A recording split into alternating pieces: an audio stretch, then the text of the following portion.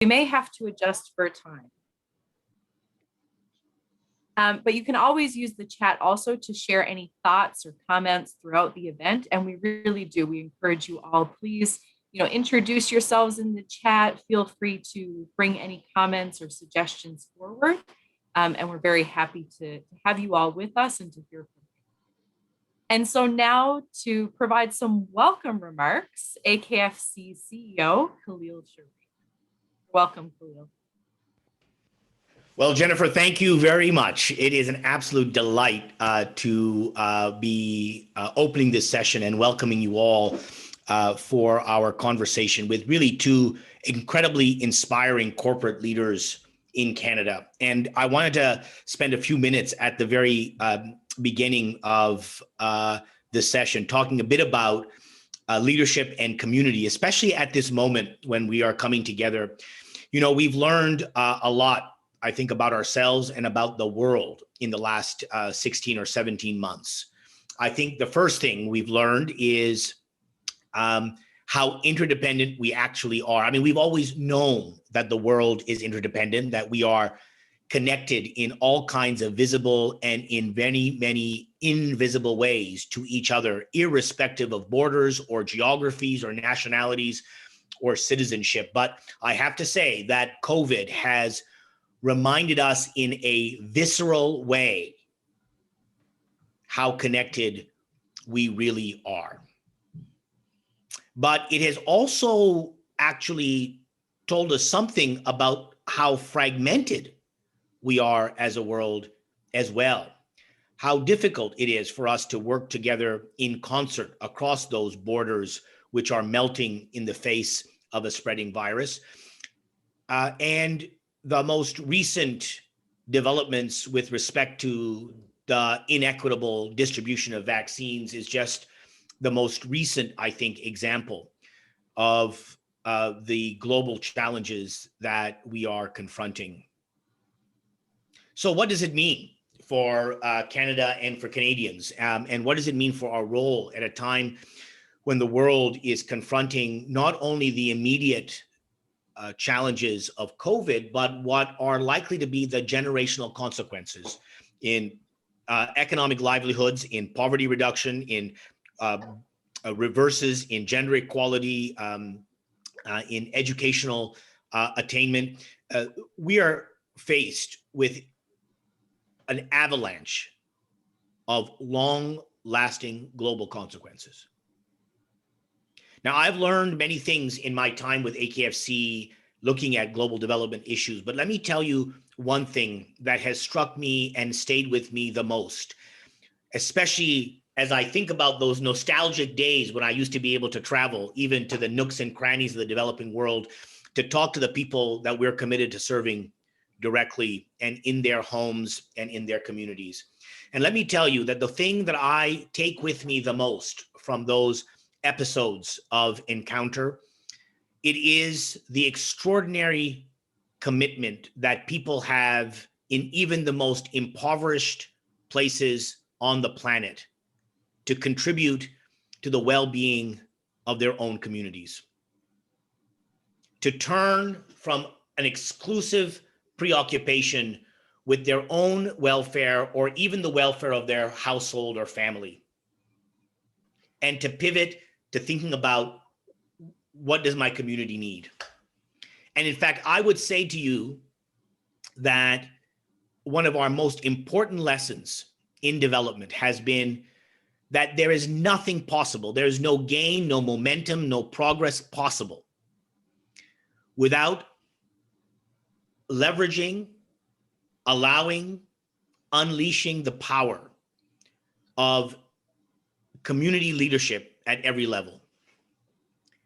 That whether it is in a community advisory board in some rural part of conservative Afghanistan who have come together to develop a aggressive and proactive response to gender equality, maybe in a place that has had a not very strong history in that area, whether it is a farmer field school, people coming together in rural Mozambique to figure out how they can work together to improve all of their livelihoods, whether it is the extraordinary work of community health volunteers who have been at the front line of this crisis around the world, who have said that knowledge is power, and I will move to every single remote valley and village to make sure that they know what they need to do to protect themselves and their families and their communities from this virus. The front line of the front line, these community health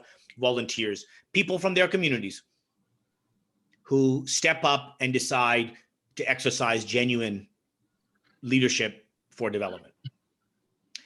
And I'm telling you all of this because there is an invisible thread that connects each of those acts of community leadership to each of you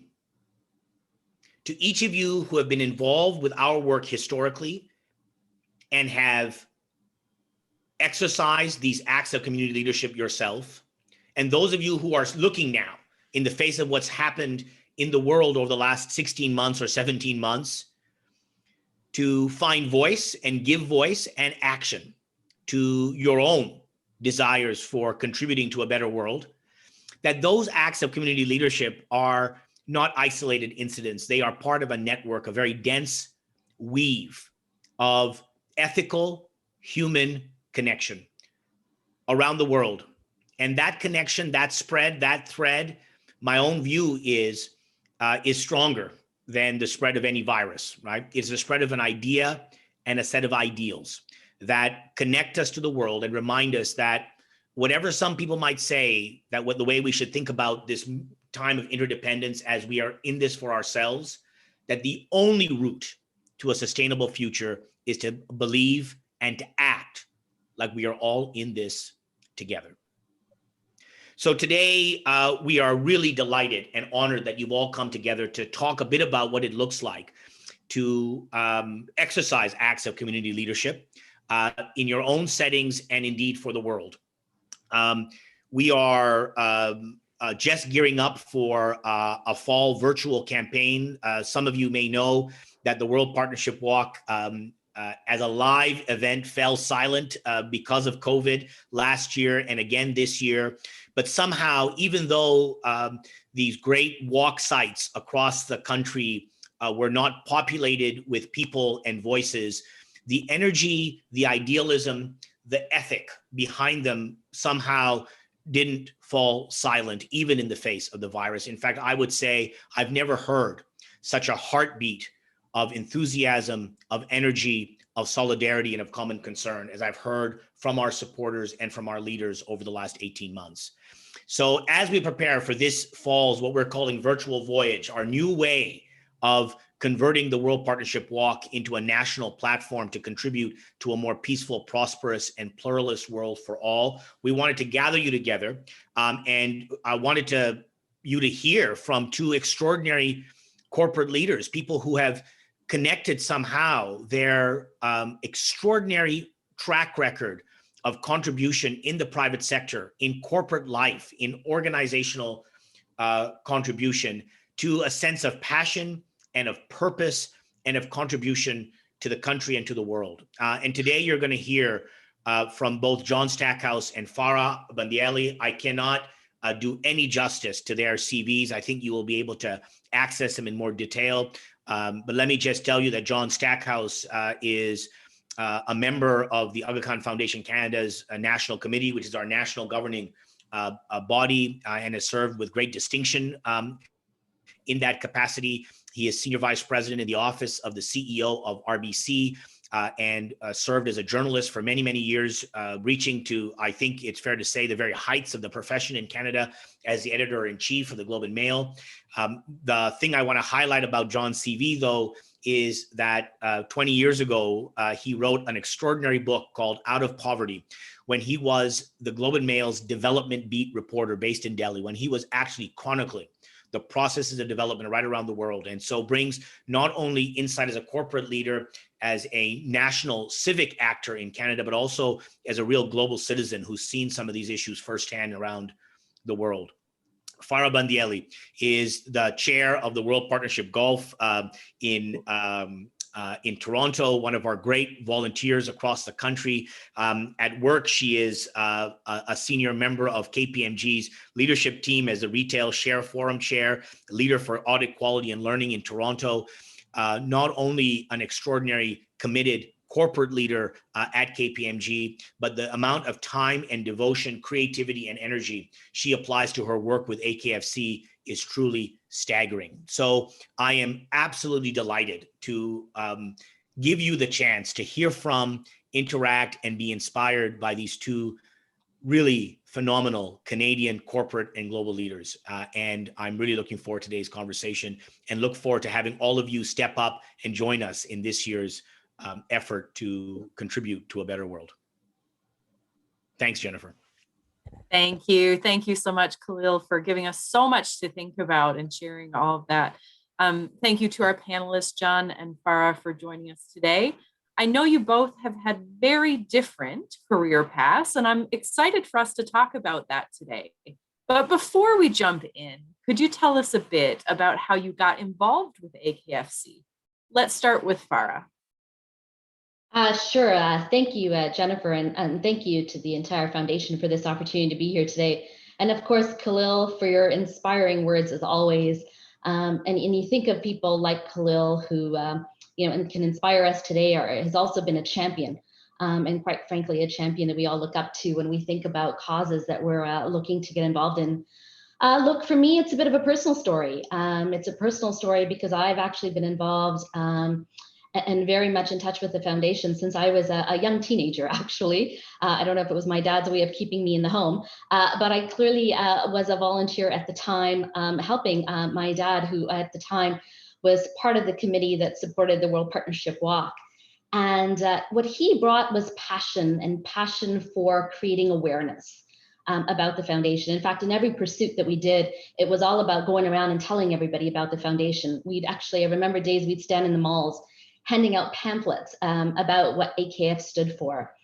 And I think it was from that time frame and going forward, you really started to understand what the power of engagement meant, and really being able to share some of the fantastic things that the foundation did that really resonated with me.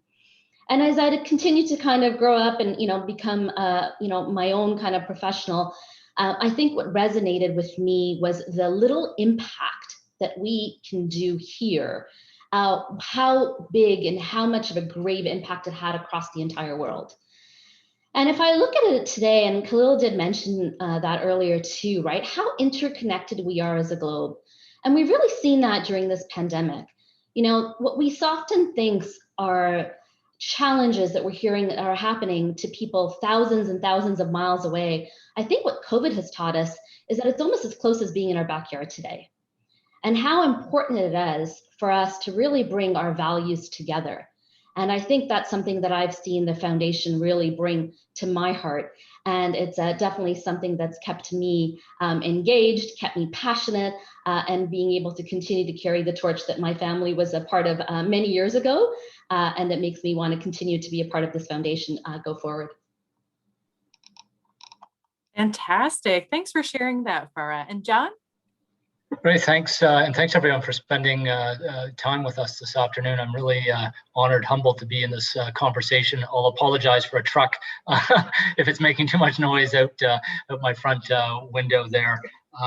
But appreciate the kind introduction from Khalil and also Jennifer, the conversation. If I can maybe just share a couple of insights on my experience with the network and why I got more involved. It goes back to, starts with my days as an overseas correspondent, writing about development issues and getting to travel all over Asia and Africa in the 1990s.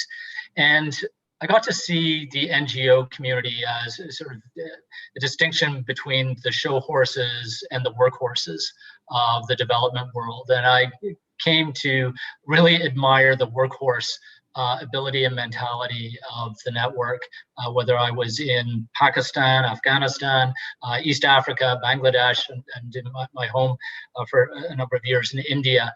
I could always find people in the Aga Khan network doing incredible work and not seeking to make a show of it, which I admired. Then when I moved back to Canada, I actually got to interview His Highness 2 or 3 times, I think it was, and really came to respect his, frankly, profound view of the world, and particularly of pluralism post 9/11. And I came to see how this wasn't just his view. It was inherent in the community and in the alliances that the community built, which I've always admired. I think that's a central part of Canada's identity.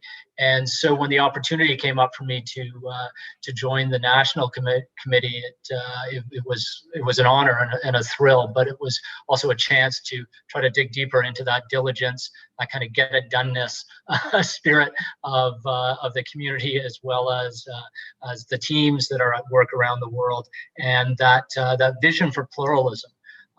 Because it's great to have action on the ground. We need that, but we also need, and this week, this month, more than ever, really need to always remind ourselves of the fundamental value of pluralism in a progressive society. And I think the network is just central to that. Thank you so much, Sean, and to both of you for sharing interesting journeys on both fronts. And it sounds like you've both championed and been active in many causes and organizations throughout many, many years. So how do you choose which organizations or causes to get involved with? Look, I'll answer that first. I guess I would say is a lot of it often comes to your personal passions. You need to feel connected to the organization that you're supporting, but really thinking about the values that you're bringing to society itself. We've unfortunately had to hear of a lot of very unfortunate things in the last few weeks around racism, inequality, and an injustice. And I think for me, what's always been very close to home is the values that this foundation has brought to society, bringing up women in developing countries, really championing diverse values, not just across the globe, but here in our own homes. And just creating sustainable ways to live. I mean, to be honest, that's made my choice pretty easy. But I think it's really how we can contribute to society at large. And the role that the foundation has played is definitely something that's been close to my heart and close to my mind when I think about where I want to spend my time and support. Yeah, there's not much I can add to that. Certainly pursue your passions. And as you progress through life, as you succeed, more opportunities will come to you, maybe more than you can take on, which will be a compliment to everyone listening. But as you select or make selections, always follow your passion, because you're just going to contribute more, and you're going to gain more if you're doing it. Maybe a couple of other practical thoughts. Think about what you can bring to the organization or the effort. We all have different skill sets, aptitudes, abilities. Be honest with yourself about what those are, and get the other side to be honest as well in terms of what they really need, because all of our time is precious. The amount of time we can spend with great organizations is precious, and you want to be able to maximize that by applying your best strengths. And then lastly, and this may sound a bit selfish, but I think it is actually very constructive, is think about what you want to get out of it. How you will grow from it, because if you're gaining something from it, you're actually going to put more into it, and it's a virtuous cycle. So I don't think it's a selfish thing at all, but ask, what am I going to get out of this commitment that I'm making that will allow me actually to commit more and give more. Fantastic, great points there about values, our passions, how to align that with our growth. Really interesting. And we've touched a bit now on your past in philanthropy. So let's switch gears a little bit and talk about your journey in the corporate world. So in your experience, how has it really evolved, especially in recent years? You can go ahead, John. I was hoping you were going to take that, Farah, because I still don't know what I'm going to do when I grow up. I still wake up every day thinking this is going to be fun. And one day I'll have to get I shouldn't say this, I was going to say get a real job. I have a very real job with a lot of real responsibilities, but it's all driven by passion. And don't tell my boss this, but it's stuff I would do for free, because I believe in it, and I'm lucky to have the opportunity to contribute. It comes back to this word about passion, though. I actually going to date myself. I studied business at University of Commerce, and my first job was with a big marketing company. It was a fantastic job, and I discovered very early on this is not what I want to spend my early career years doing. It was a great company. I admire the people. Many of my friends work there. It just wasn't what I was passionate about. So I quit. My parents flipped out. I had nothing else to go to. Ended up kind of scrounging around and ultimately getting a part-time job in journalism because that's where my passion was. And tried that for a few years and thought, this is just not going to make it at this. It's maybe not cut out for it. And got a couple of lucky breaks and was able to turn those into more opportunities, and turned into many wonderful years and rewarding years in the profession. And I was able to build, I think, or develop skills in that I'm now able to apply in the corporate sector of trying to understand complexity and explain complexity. I often think that's kind of my job, is to try to figure out complex things and help, whether it's executive teams, the organization, or the public at large, better understand those. So kind of the same skill set as in journalism, but applied to the corporate world. So maybe that's the last point, is understand what you're really passionate about, but also maybe what you have an ability to add to a team, and then you can find all sorts of different ways to apply that. It may be in the corporate world, it may be in philanthropy, maybe in community work or academic work. You will still be applying the same skill sets and passions that you've got. So be true to those, and then find the right arena at the right time. Yeah, I think I'll add to that a little, John, and I absolutely agree. Bringing your passion, and I think something that a lot of people don't know is, I'm an accountant by background, maybe, but I actually now spend 20% of my time leading HR strategies for the audit professionals here in the GTA, and a big part of that is championing diversity and inclusion. And I think about it because I'm absolutely passionate about that. I actually go back to when I started back at the firm almost 2.5 decades ago now. And when I first joined, there was barely many women at the firm. In fact, there was barely any women who were married with children. And I think what a long way we've come, but yet there is so much more we do. And so to me, my career path has not only been just obviously, bringing my sort of specialized technical skills to what I do, but it's bringing my passions to work every day. And my passions to work every day have really been in championing what I've done to really move the dial, but more so what we all need to do together to move the dial. And I think about that, we've been talking about bringing, our societal values to work, right? And bringing our personal passions to work. And that includes, our values on philanthropy. That includes all our values in diversity and inclusion. And so for me, that's really been a big part of what's made me who I am today, and where I'm really looking forward to spending, well, I guess to that point in the next half of my career. As I agree with John, I think every day we're kind of saying what's next for us. And I think there's so much more we can do. Absolutely. And I imagine even now with, COVID-19 rocking everybody's world, these conversations and the passion that we bring are more important than ever. So a lot of the guests joining us today, you could say they're early in their career. So as a leader in the corporate sector, as leaders in the corporate sector, what are the skills or attributes that you're looking for in young leaders? Good question. I can try there. I would say something that I look for a lot is individuals who come and challenge the status quo. And we often hear of this concept of success breeds success. And whilst that's true, what I would still say to a lot of the young emerging leaders out there is, don't be afraid to come in and do different and be different. The world is constantly changing, and we need new leaders who are thinking differently.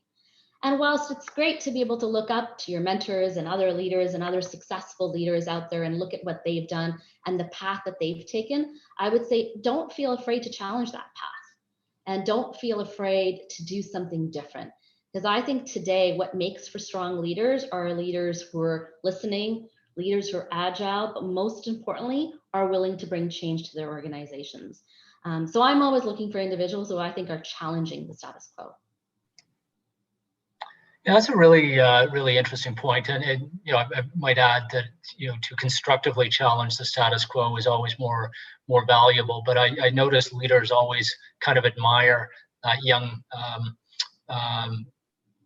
person or younger professional who is willing to, because you see plenty who just want to fit in with the program, and leaders tend to admire younger people who are willing to challenge them, but especially if they can challenge them constructively, challenge with evidence, which is more valuable than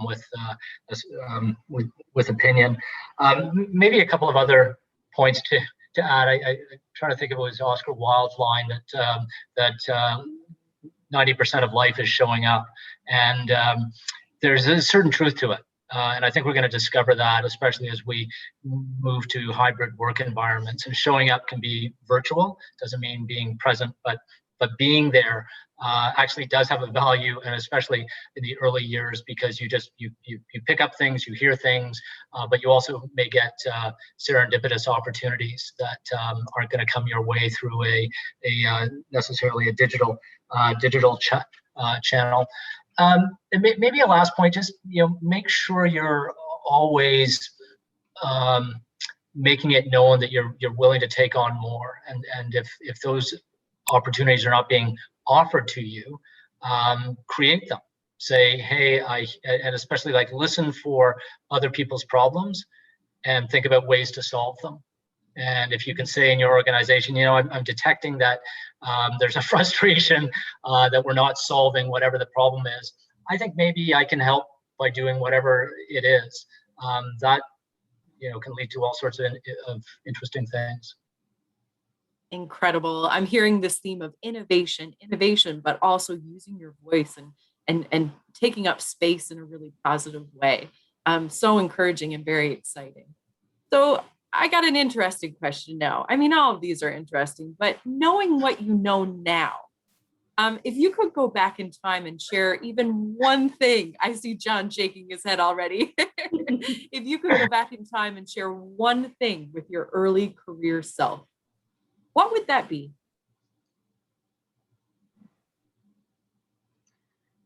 I would say always advocate for yourself, and don't stop talking about what you can bring to your organization. I look at my own career, and I was blessed with some really amazing mentors, great supporters and sponsors, and they really gave me all sorts of great opportunities and really brought me up. And right to the day I made partner, I'll always go back and thank some of those individuals, because they really kind of paved my path, if you want to call it. But I would say don't wait for only your supporters and your sponsors. Advocate for yourself. Advocate for what you can bring to the organization. We often are waiting for people to give us a chance, or we're waiting for someone to say, I think you can do it. I would say, you know what, change that conversation around, and you start the conversation by saying, I can do it. And I think if I was a young leader, I would have definitely been a lot more open to voicing myself. I would have been a lot more open to knowing that my voice matters. And I wouldn't be afraid of talking about what I can do and what I can bring to the organization. I'd say two things. One is pursue your passions. You're hearing that a lot, but pursue them early. I actually wanted to go overseas right after high school, and in some ways kind of think back and wonder what would have happened had I done that. It worked out pretty well, so I'm not second guessing it, but I do wonder. I kind of lucked into the way it worked out, and it could have worked out not well, and maybe I should have kind of seized that passion earlier. So that's one thing to reflect on. The other is to be clear with yourself and with those around you about the expectations of yourself, including workload. I mean, it's very fair to say to your colleagues, to your employers, but also to your family, I'm going to work 30 hours a week, or I'm going to work 80 hours a week. It's actually, neither is better than the other, as long as you communicate it and then structure your life, but allow others to respond to it. Like, I'm going to be home only one night a week, or I'm going to be home every night a week, every night of the week at X o'clock, and allow people to negotiate that, because maybe they'll say, you know what, I'm not on for that. Don't let it be a kind of a slow melt of negotiation. Put it on the table, and then talk about, does this work for you? Here's why it may work for me, and here's what I need to be effective. But what do you need?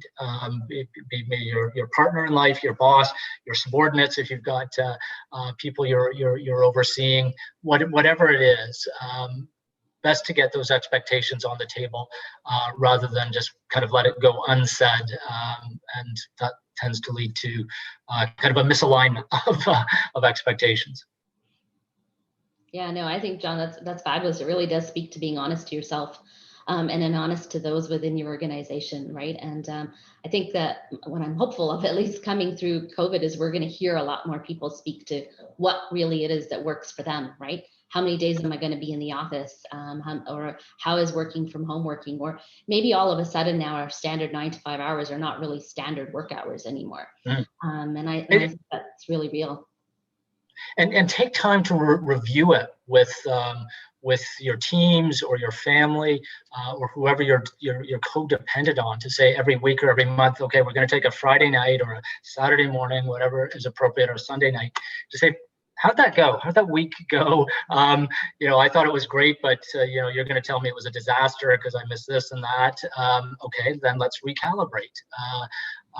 It's really healthy in a personal relationship, and I think healthy in a workplace environment as well.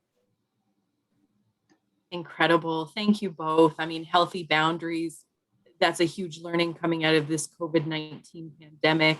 And also, Farah, just picking up on something that you said at the beginning, especially as a woman, realizing your voice and that you can raise these questions and really challenge the status quo.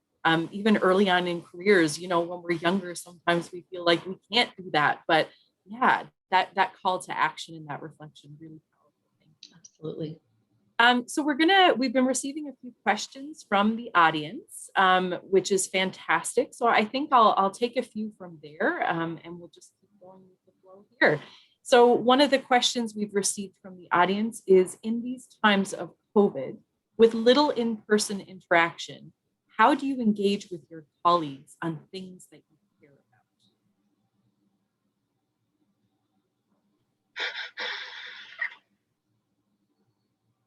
It's a great one. I think we're all still challenged with that, and I'm not seeing anyone kind of run away with a new model after 14 months of it.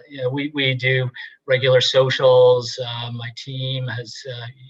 We used to have a weekly kind of social hour. I think people got tired of that, so it's now moved into a cadence of painting events, different activities that we're trying to do together virtually. We've set up regular cycles of meetings just to kind of share thoughts and hear each other's voices. But it's hard. It's hard. This is unnatural, right? Like, even this it's effective, but it's not natural, and that gets taxing. But maybe that's just my lack of imagination. As far as going to say, actually, here's how to do it. So. I mean, I'm not sure I have the magic pill, John, but it is hard. And I think, we all started with, all sorts of Zoom calls, and then we all got tired of them, and we thought virtual socials will be fun. And then we started to realize we couldn't pay attention anymore.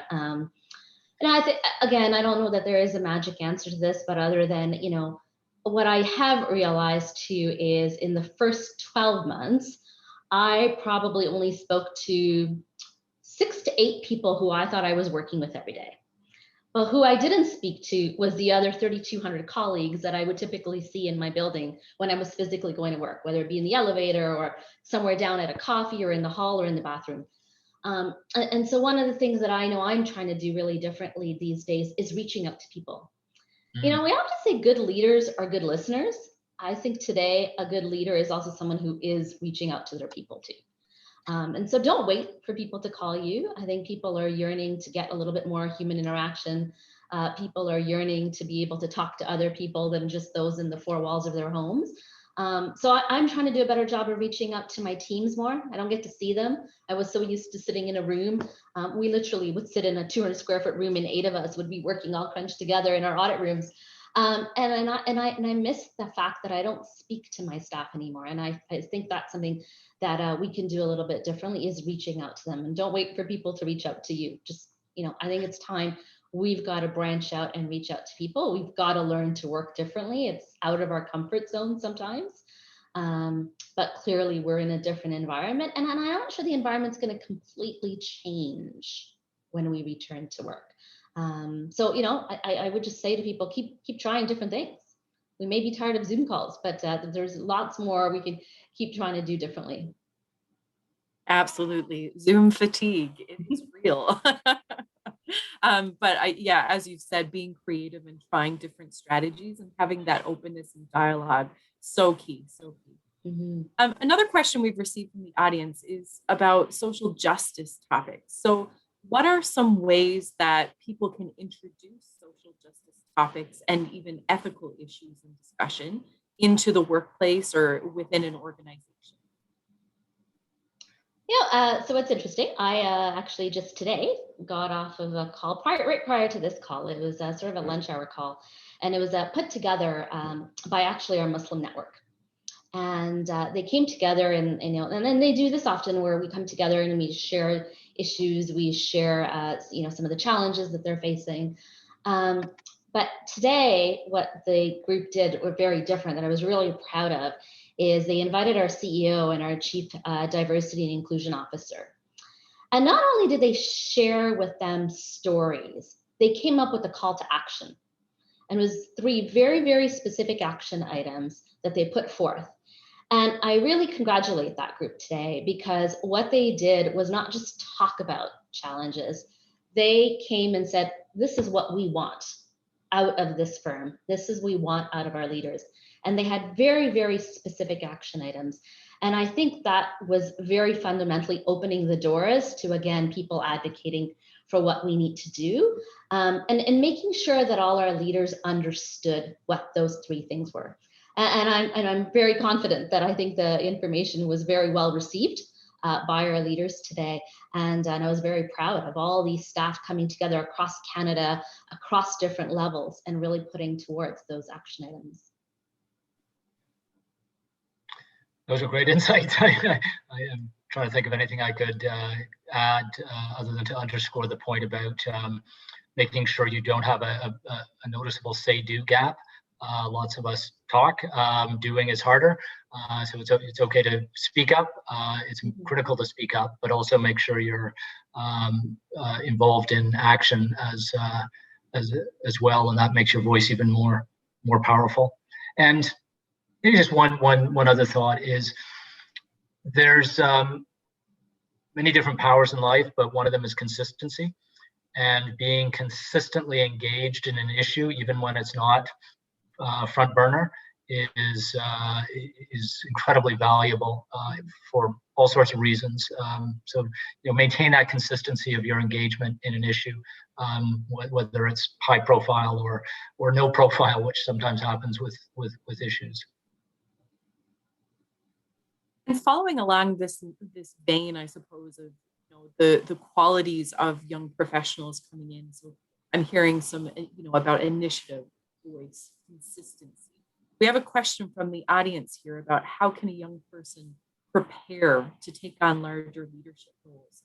And maybe to add on to that, in this increased remote world in 2020, 2021 and beyond, perhaps, it's adding a new layer of complexity for young professionals to get access to, say, mentorship or FaceTime with corporate leadership in the office. So is there a more dispersed way of working, or how can young professionals be more visible to their peers in leadership and just prepare in generally to take on great leadership?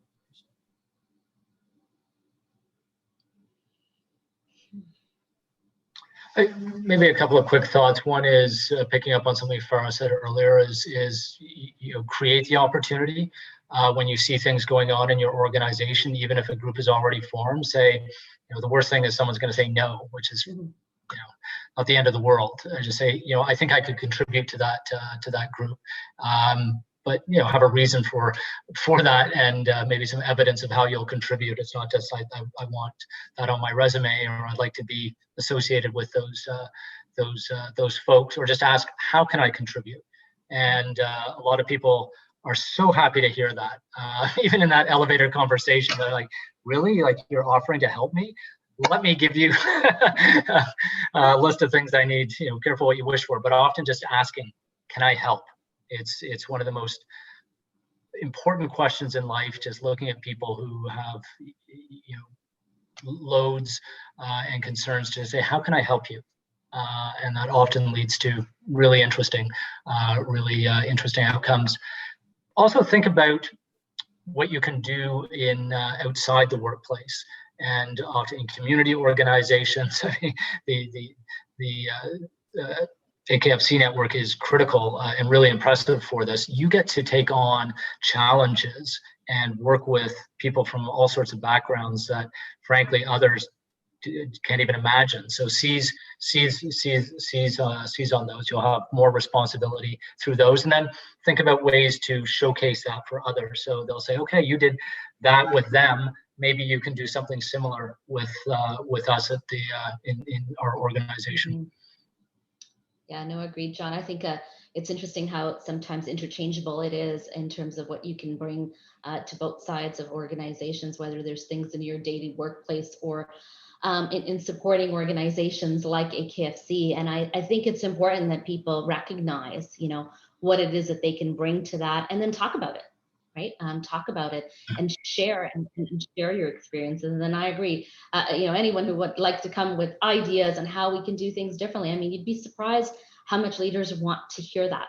And we recognize that we don't have the answers for everything, and it's actually our emerging leaders who generally have some of the best answers for us. So I always encourage people to share and share thoughts. And every thought is usually something that will come out of it. And leadership, I suppose, is very connected to management. And so we have a question here about who is the best manager that you have ever had, and what made them so great?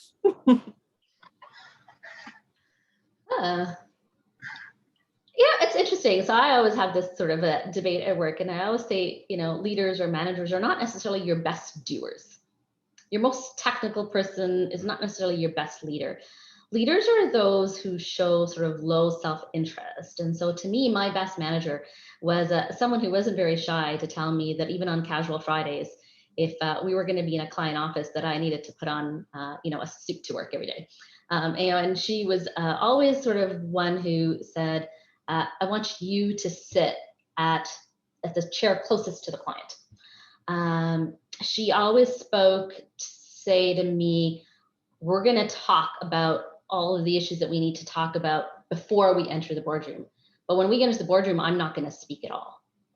So to me, she was a leader who kind of put her self-interest in the back seat in the eyes of a client, which effectively is still her client.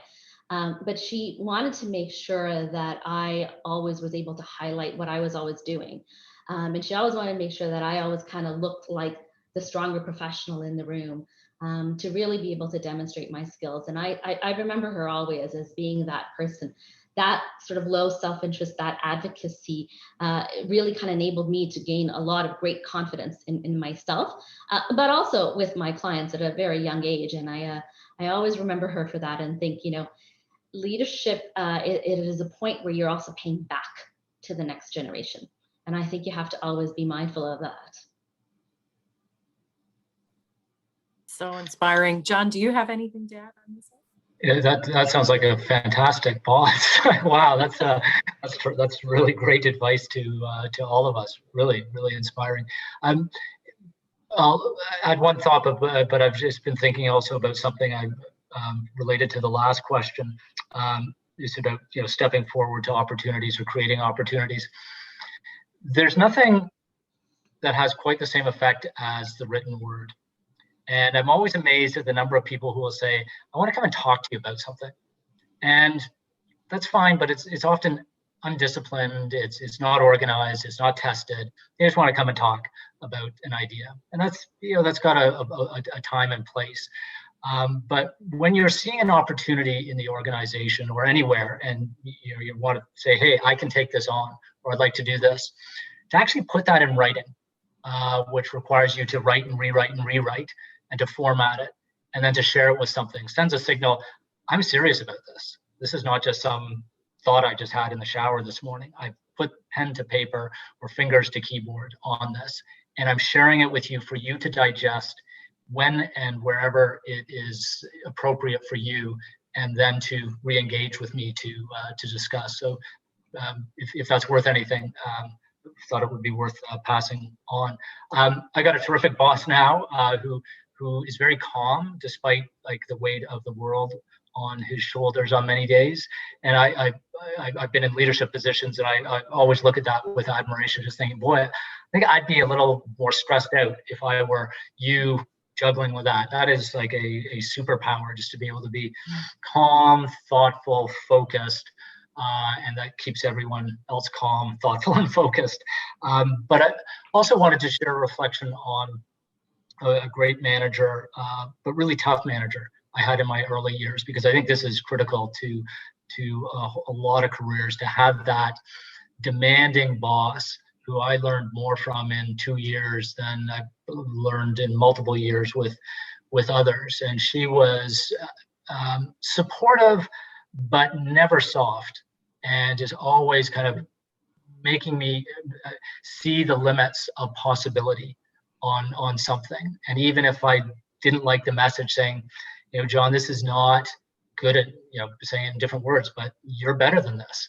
And I just had to find a way to kind of execute to that. So it's kind of, in the moment, it was, boy, that's, I don't feel happy, but I'll go away and have a little cry and then get back at it. It's having that person who says, you can perform at this level, at whatever and maybe you don't see it, but you're kind of down here.